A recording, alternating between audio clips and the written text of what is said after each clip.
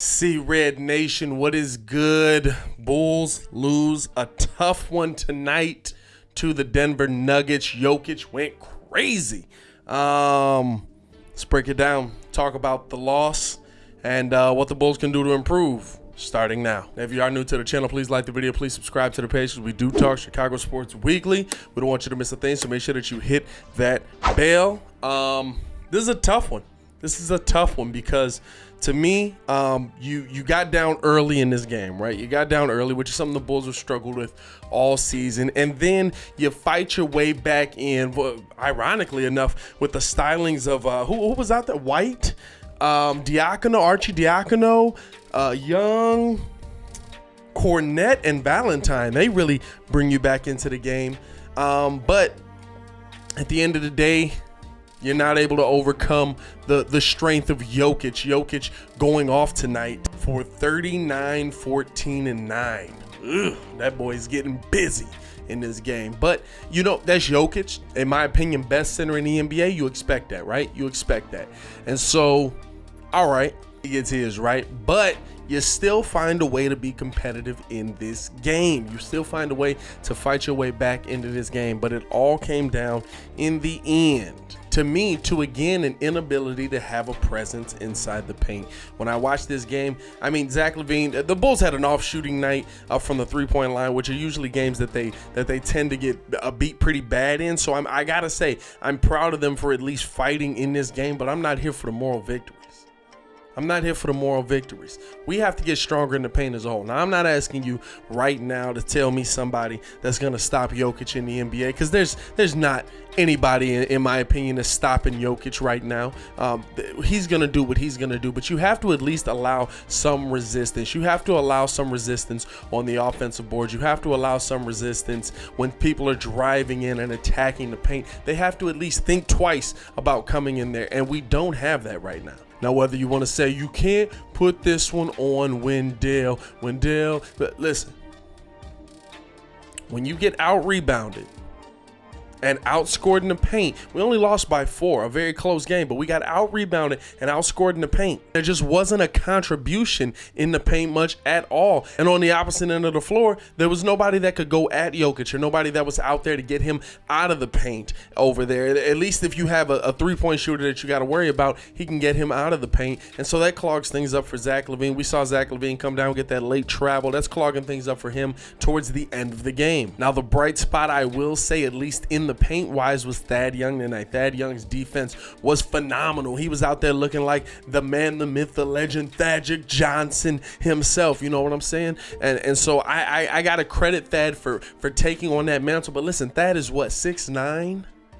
He's not able to hold that down there, and we're really relying on him to be our big man in the paint. It's such a huge indictment to me of your big man, of a Wendell Carter Jr., when your coach is not willing to put him out there defensively at the end of ball games to stand across from the guy who's 7 feet tall. I don't want this to turn into the Bash Wendell show, because I think there's a lot of things the Bulls did that added to their struggles tonight. I mean, heck, in the third quarter, they just went through a stretch where they were putting up threes. They could not get anything to fall. They just, and to me, you have to be more aggressive attacking the paint on the other end. I think that's on more so of the front, like Ringo has said, when you're not going to get to the free throw line if you're not attacking the basket. I think the Bulls need to make more of an effort to do that. I think I want to see P. Will doing that. I saw Kobe doing it a little bit more tonight, but as always, the Bulls end up falling in love with the 3-point shot, right? And but I feel like there needs to be a certain point in the game where it clicks, where it's like, okay,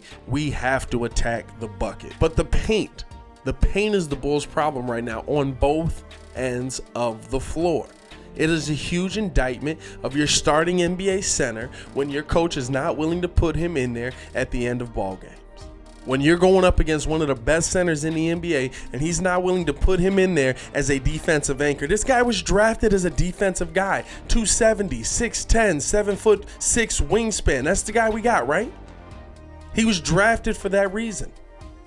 And I see a lot of people that they hit me in the comments, they hit me on Twitter. Oh man, you can't go at him yet. He's still learning. He's still young. What is he doing? What is he doing? I want to know what he does well. I've heard that he's a great passer, and I've seen Wendell go out and make some nice passes. Okay, is he giving me 7 assists night in and night out though? No. Is he giving me 10 rebounds night in and night out though? No.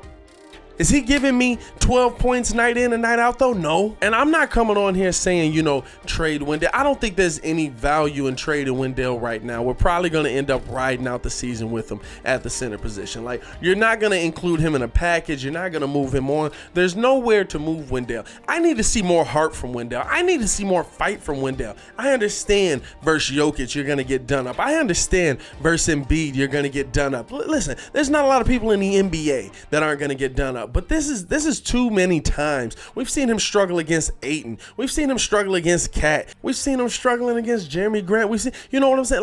Like, there's too many people. There's too many struggles that are attached with this. But at the end of the day, I'm not one for moral victories. I don't like the moral victory. Either you won or you lost. There is no such thing as a moral victory, but I do like that we're seeing a competitive Bulls team night in and night out. I just need to see some key pieces get filled in. And I had somebody on Twitter ask me, I think it was Matty Matt actually. I think Matty Matt asked me, when are the Chicago Bulls going to start winning these games consistently? When someone emerges on this team as a consistent number 2 down the stretch. You saw Denver's game plan tonight. Denver's game plan tonight was literally, we're going to focus on Zach LaVine, and if anybody else beats us, they beat us. Nobody else was able to beat you. Now, the collective, the team as a whole, you got to credit the bench. You got to credit Kobe White. He played decent. I would like to see him knocking down the open three-pointer a little bit more consistently, but I can't say that he didn't contribute tonight. But you need somebody consistently, night in and night out, who can put up 20 to 25 points next to Zach LaVine. And maybe that is Larry Markkinen when he gets back, but the thing with Larry Markkinen is he going to be able to stay back? And so you still have a lot of questions with this Bulls team. And in all honesty, we're probably not going to get the answers to this.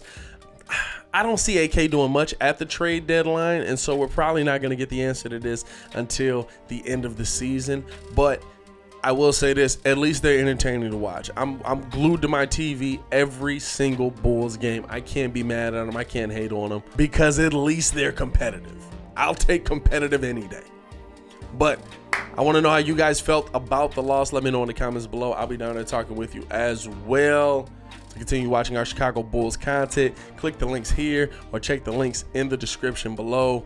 Y'all stay safe out there, Chicago. Bulls fall to Denver tonight, man. That's tough. Peace.